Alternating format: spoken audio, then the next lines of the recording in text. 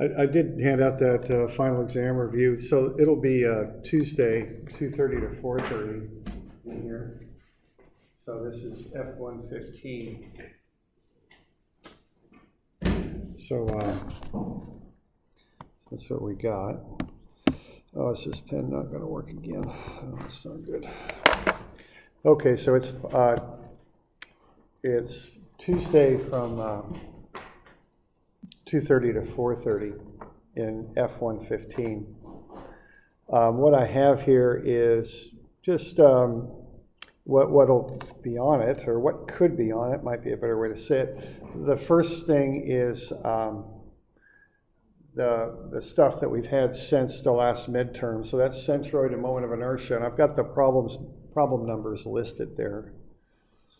And then shear and moment diagrams, bending stress, shear stress, and then deflection. All right, now what I've also got is a listing of things that are in Moodle. Okay, so those are down in the test reviews, I think. So those are just some review things. So there's some other examples of deflection. There's shear and moment diagram examples. Also, I've got a shear and bending stress review problem that maybe I'll try and get that handed out in here. And maybe we could go over it a bit if we have time.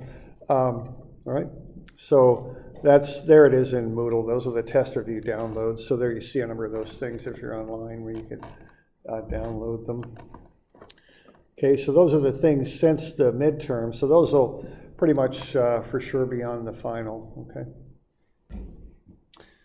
And then there's the stuff that we've been doing over the course of the year that I think is important enough to have on the final. So normal stress and strain, you know, just basics on that. Modulus elasticity, which is the graph where you have E that's on the graph. Shear stress and strain, biaxial stress. You know, it'll be any method you want to solve a problem. I won't require you to use Morse circle. Hooke's law, and then torsion and shear and angle and twist. I might also have some short answer questions, how things fail and what they look like when they fail. Okay. So this list here is the general stuff. I don't know if we'll be able to get all of that on the final, but some of that stuff will be on there. Okay. And then here's the stuff for sure will be on the final, the stuff since the last midterm. Right? So it's kind of split between the two, the stuff since the last midterm and the more general stuff.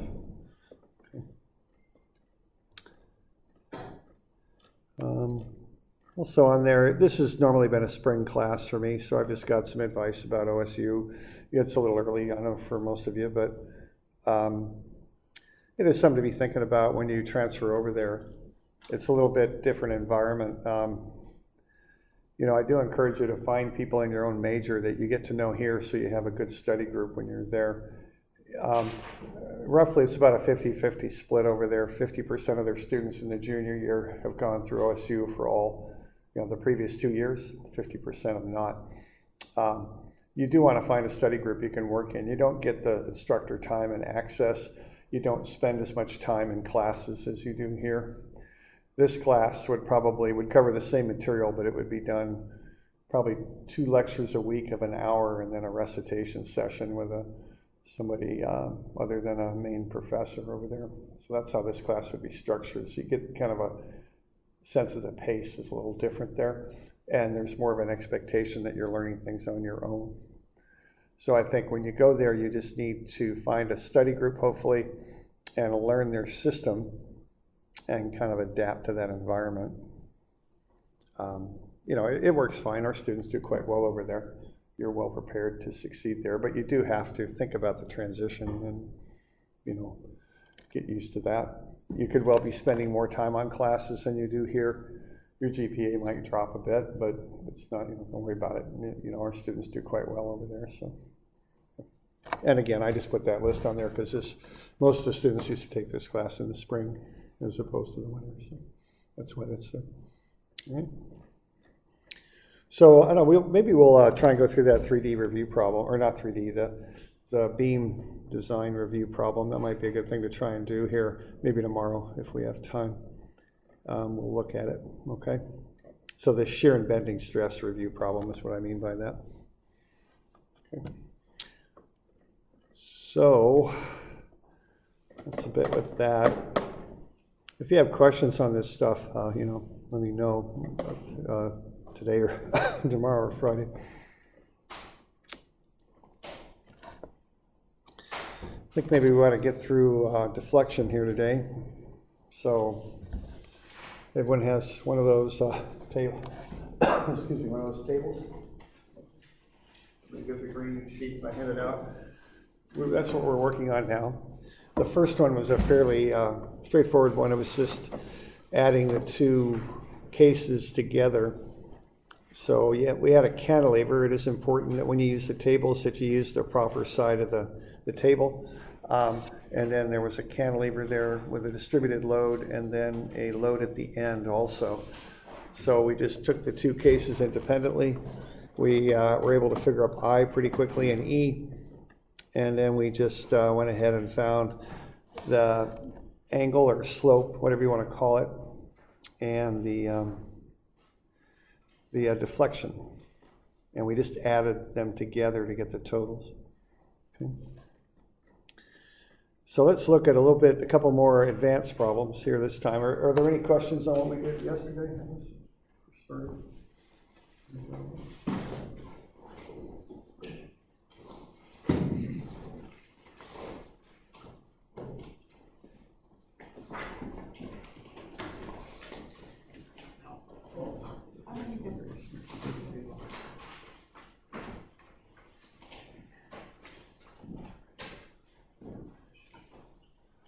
All right, so let's look at 910, I think it is.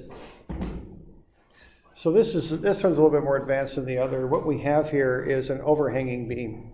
So we've got a pin joint there at A and then a roller at B, and the beam extends beyond B.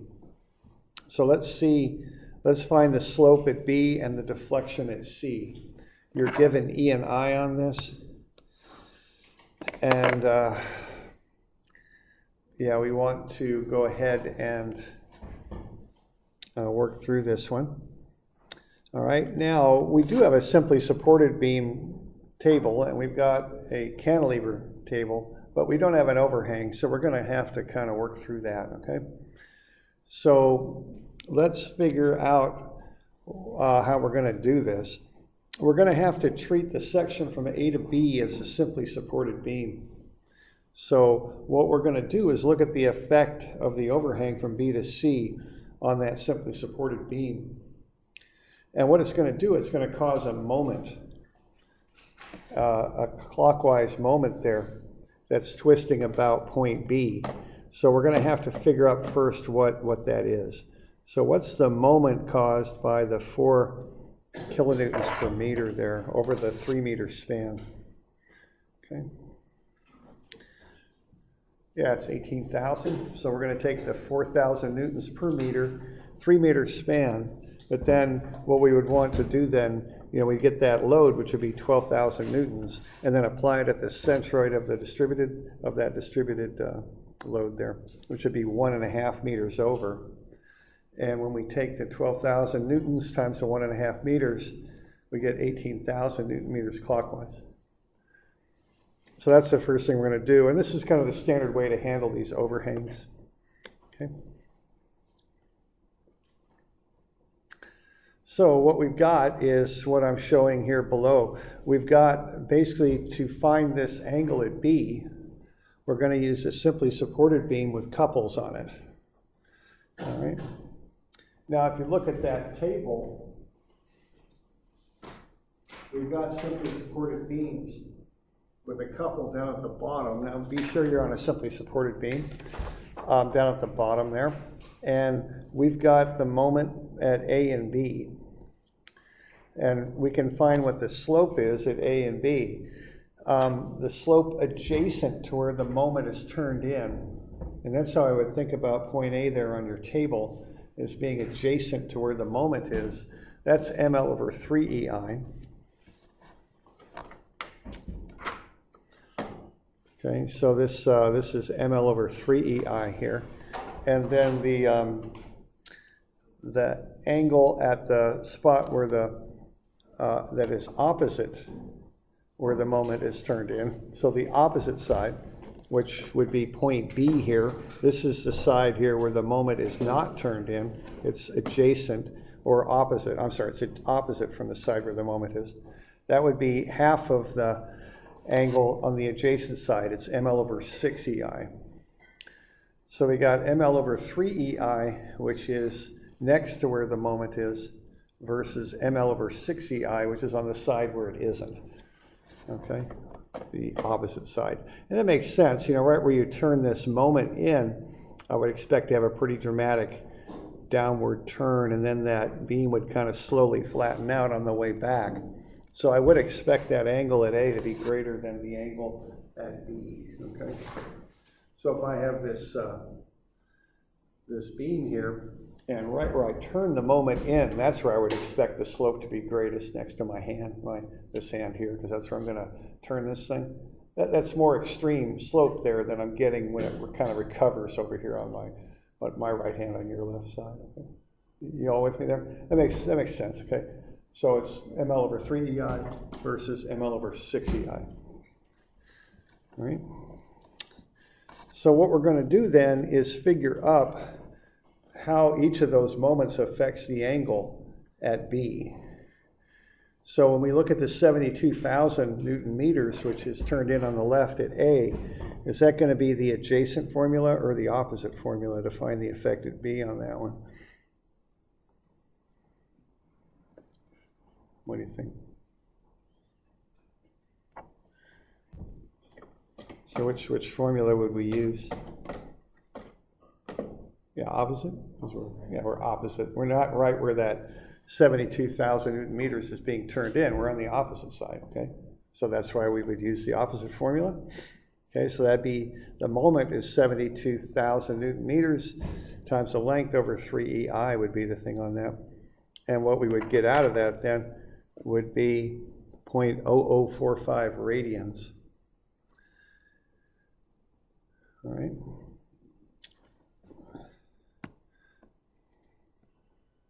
All right, then what we can also do then is find the moment caused by the 18,000 Newton meters, which was caused by that overhang.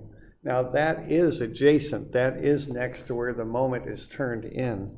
So that would be ml over 3 EI. Okay. You okay with that? Why was there that negative there again? Okay, yeah, let's look at the negative sign. The negative sign, you kind of have to look at it and figure it out. You have to kind of visualize what's happening. And there's different ways to do that, but let's see why those signs are negative. Okay, the best way I can think to do it is look at how the direction of those moments clockwise. Now, one thing you can do, I've got like a flexible ruler here. I could just use my flexible ruler and just test it. But the other visualization you can do is take like what I call a T-bar wrench, like what you use to open a valve or something, and turn it that way and think what would happen if you turned a wrench in that fashion. How it would go. You know, I've got this, so if I use the one on the right, which would be A, that's clockwise, right? That's counterclockwise. So that would bend it like that, right? Okay. So I'm turning this hand counterclockwise to mimic what you're seeing up there. And look at how that beam bows, okay? So what's the slope over on which is your right side, what's the slope? It's going down, right? It's negative. You okay with that? Okay. And then similarly, the one at B, if I turn that side clockwise, so now I'm going to take this hand and rotate it clockwise. That would be like that. And once again, it's bowing down. It's bowing down. Go good. So both of those are going to be negative. Now the other way to do it is just to kind of do that visualization there, put a T-bar on it, a T-wrench, and turn it that way. You kind of get a feeling for which way they're going to bend. Okay. All right. So both of those would be negative, okay, because they're sloping downward, both of them. So this one is sloping down, negative. That one is sloping down, negative. Okay. So we're going to end up combining them. They're both negative, so it comes out to be negative 0.00675 radians. Okay.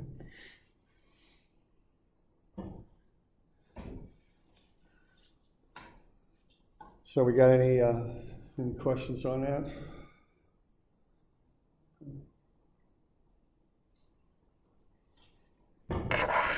Okay. So that's the slope at B.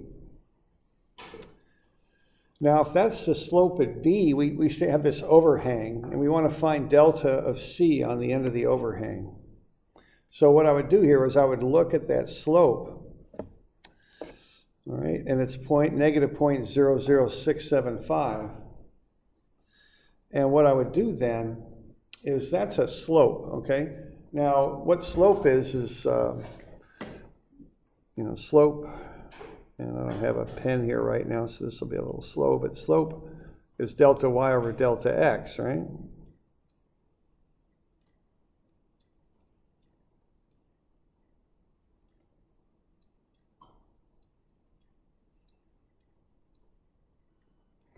So if I've got that overhang and I know the slope as it comes off that support, what I can do if I want the delta, which is really delta y is what that is when I'm finding the deflection, that's delta y.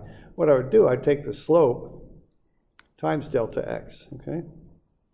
And what delta x is the length of the overhang, okay?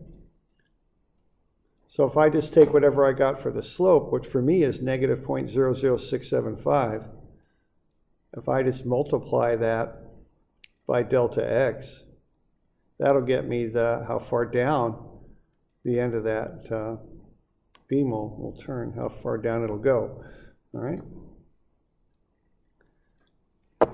So I'm taking the negative 0.00675 radians, which is the slope, and that overhang is 3 meters long. So I multiply those together, and on account of the slope, that point will move down 0.02025 meters, so 2 centimeters basically, okay? So that's part of the story there on the delta for the end of the beam. But there's another part of this too, and the other part is caused by the fact that there's actually a load on there too that's causing the moment in the first place. If you go back to the top, we went through a calculation to find what that moment would be at point B. Okay, right there. So that's 12,000 times 1.5, it's 18,000, okay? So that's basically the best way we have to analyze that is look at that solid material that goes over the roller at B and think of that as a fixed support. So not only will point C move down on account of the slope at B, it'll also move down on account of the load because there's a load applied there. And the best way we have to model that is to look at a cantilever with a distributed load on it right there, okay? Use that case for the cantilevers because we have the beam extending out over the roller, and that, as near as we can model it, that functions like a cantilever. It's a solid material going over the roller. It's acting like a cantilever. So not only does that load cause the thing to have an angle down, but also it's bowing it as it angles out. So there's an angle part of that, just caused by the fact that it's coming down at an angle. But then it's also being loaded, so not only is it extending out in a straight line at an angle, it's also bowing and curving down. So we have to account for both of those and add the two effects together. And the best way we have to model that for the curving part is to look at a cantilever, which is WL4 over 80I. The W would be 4,000 newtons per meter. The L would be the length of that overhang, the 3 meters. And then over 80I, we get negative 0.00253 meters. So you can add the two together and get the total. So what the total is going to be is negative 0.02278 meters when you've got everything worked out. Okay. So I'm taking the negative 0.02025 meters on account of the overhang, and considering just a straight line at an angle, basically, the angle we calculated for the slope at B, okay? And then to that, I add the cantilever effect of the distributed load on that beam as it extends out. Add the two together, and I get negative 0.02278 meters.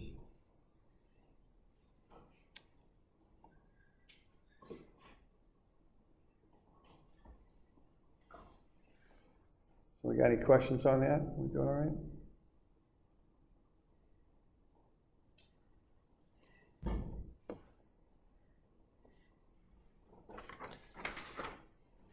So that's one thing where you have to kind of work with these tables a little bit to get the effects on a cantilever beam like that, or on a overhang beam like that. There aren't tables directly for overhangs, so that's kind of the approach on that.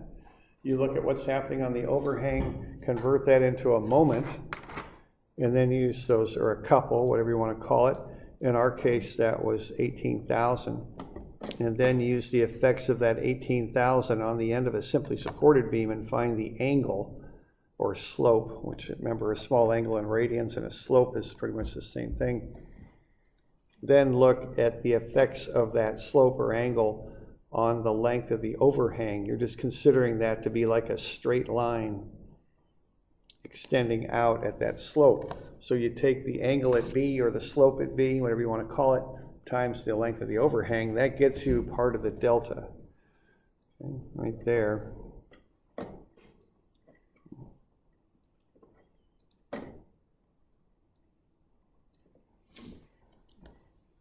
But then we also have to consider the effects of the distributed load on the overhang.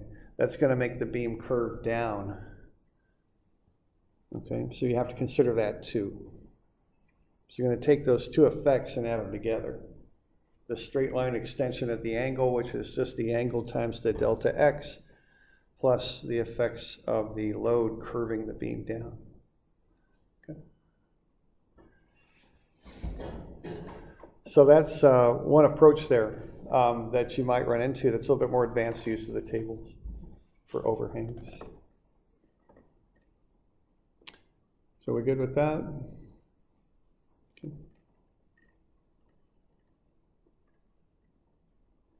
Okay. Let's look at another example then.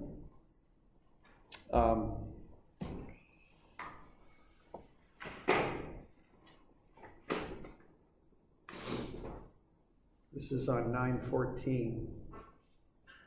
So let's say we've got a cantilever that has a load at the end, and that might look a little bit familiar. You know, we got 3 meters from A to B, then 2 meters from B to C. That's actually the beam that we did the calculus approach on, where we did that really long calculus approach a day or two ago. So that's what we've got there, okay? So we're given E, it's 40 gigapascals, and then we've got I by just taking BH cubed over 12. Let's look at how we can do this with the tables. It'll be quicker. This will have its little trick to it too, but much quicker, of course, than doing the calculus and the integration. All right, now what I want to do, that's a cantilever, so I've got to use the cantilever side of the tables. And when I look at that, I don't have that loading pattern on my tables. And your tables, you know, can't possibly have every loading pattern you might run into, but that one isn't there, okay? So I'm going to have to be a little bit more creative in how I approach this. All right. Now, I'll notice that I've got a couple of things, though, that look close to what I need. I've got these two loading patterns here. I've got what delta would be for a completely loaded cantilever that's on the top. And then I've got what delta would be for a partially loaded cantilever starting at the wall and working out, and that's on the bottom. So I have both of those things. Now, neither of those things are exactly what I need, but those are the closest cases that I have off of this cantilever table. So that's cases 3 and 4 here, okay? So I could have a look at 3 and 4 maybe and see if somehow I can get to the what I'm dealing with, okay?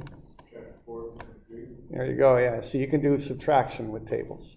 That's the other little trick. So the one trick is on the overhangs, you can find the angle on account of the overhang. The other trick you can use that I know is subtraction. So we can get to this answer by subtracting. We can find delta for the case on the top, which is the third row down in the cantilever table, and then from that delta subtract off the case below that, which is row 4 on the table. And between those two, you can get what delta B should work out to be. All right? So that's how I would approach that. All right. So, and it's, you know, the calculations on this are pretty straightforward. I mean, you just plug stuff in. So delta C prime, I'll call it, because now sometimes we have this stuff going on with notation on these things. C there is what we call the end of the cantilever. Now, of course, what on the tables they call it is B, so you kind of have to deal with those different nomenclatures sometimes. What you call something may not be the same as what it's called on your table. Okay, so, but I'll call it delta C prime because that's what I call the end of the cantilever. I'm using the prime because it's not the actual true delta C, it's only part of it, so that's why I'm putting a prime on that. Okay, it's downward, so I got a negative, and then it's W, which is 40,000 newtons per meter. L to the 4, the full length is 5 meters to the 4, divide that by 8, E and I, and I get negative 0.1736 meters. So if I have a fully loaded cantilever at 40 kilonewtons per meter over a 5 meter span, and I've got the E and the I shown, that end of that cantilever will go down 17.36 centimeters is what I've got here. Now my cantilever won't go down as far because I don't have that full loading on there. I got less loading than that. So I'm going to need to kind of work back here and take some of that away, all right? And the amount I'm going to take away is I'm going to subtract that case below. So I've got X1 and X2, and I've got W is 40,000. What, X1 is 3 meters for me, and X2 is going to be 2 meters. And so I'm going to use that formula and figure out kind of how much it would move up, essentially, from the position I calculated above. Because that's the load I don't have on it. On the loading pattern above, I assumed that it had this full loading on it. But the truth is it doesn't. It has that loading minus this. So the minus part will actually be going up. It's not going to go all the way down 0.1736 meters. It's going to go less than that. This will tell me how much less.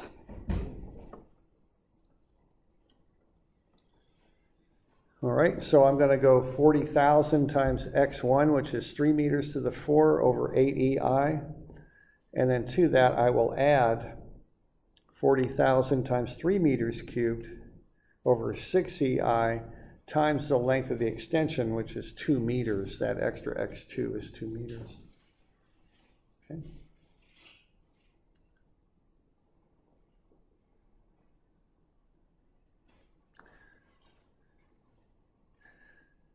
So even though we don't have a load on X2, we still included in the...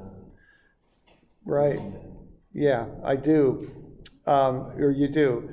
Now, if you look at that formula closely for what's going on there, what you're doing, if you look at that, you know, this does have a certain logic to it. See, this is the formula for how far down a cantilever moves for a given load. If it's over the full length of the cantilever. That's the same formula as right up here, isn't it? The only difference is I'm going to use 3 meters there, X1. I'm not going to use the full 5 meter length. I'm going to use 3 meters because that's what this covers is X1. Okay? So that's how far down point B would move if that load were applied. It's also how far up it'll recover on account we're not applying that, okay? Now, but there's an extra piece to this, and what that extra piece is if you look at your formula sheet, look under the slope at B for that case 3, third row down for a cantilever. The slope is WL3 over 6EI. So what they're doing, they're taking the downward motion of this point on account of that load, but then they're going to also include the fact that there's an angle here, which is W x1 cubed over 6ci, then that's the slope, and then that's the extension, x2. So they're doing what we just did. They're doing a slope times a delta x to get a delta y on the second piece of that. So they're combining that stuff together to find out what would happen at the end of that cantilever. Okay?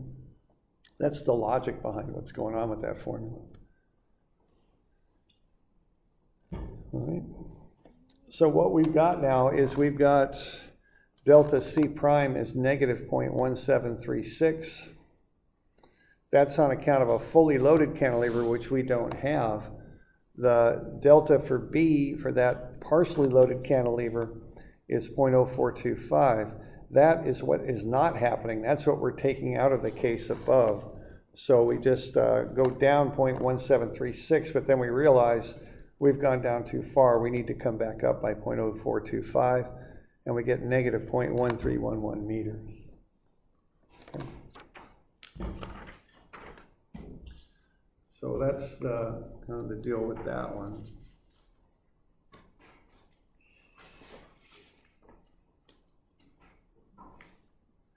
Do we have any questions on that one?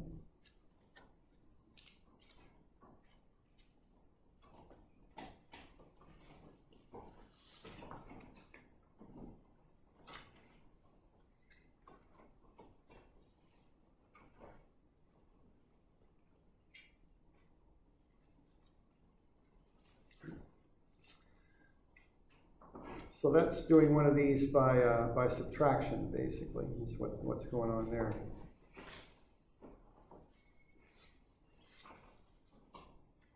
And that's something that comes up with these types of problems sometimes. You have to do some of them by subtracting.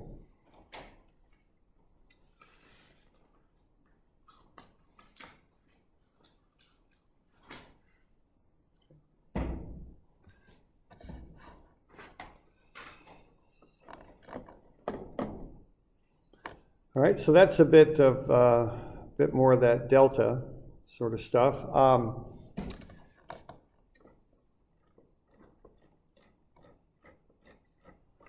So I have some of these problems that are due when you take the final. I'll give you 3 more of these, 4, 12, 13, and 14.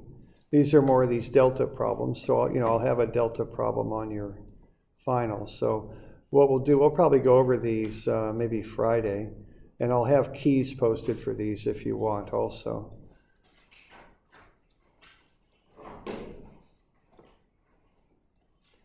Now, how about looking and see if you have 414 in your packet. It'll be, you may or may not have it. It depends on which edition of the packet you've got.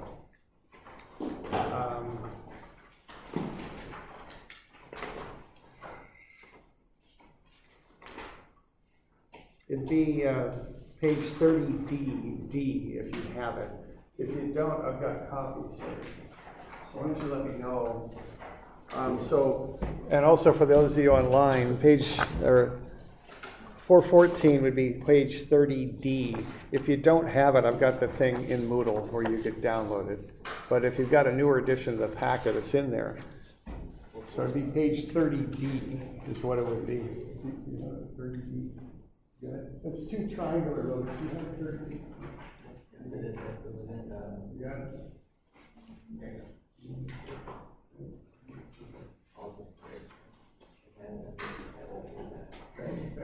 So everyone's got it. All right.